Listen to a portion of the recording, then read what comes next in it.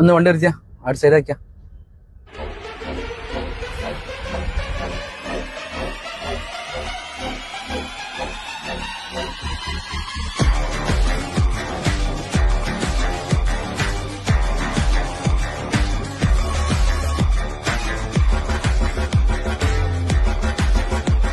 അവിടെ വെച്ചോ, ചായ പിടിച്ചോ.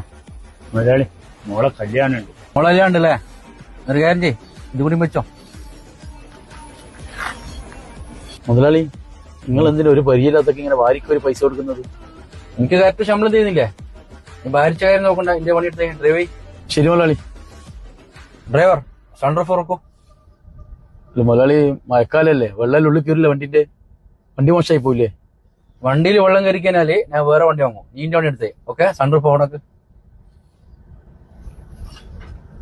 മുതലാളി ബട്ടൺ എന്താ കംപ്ലൈന്റ് മുതലാളി, ഇത് തുറക്കാൻ പറ്റും.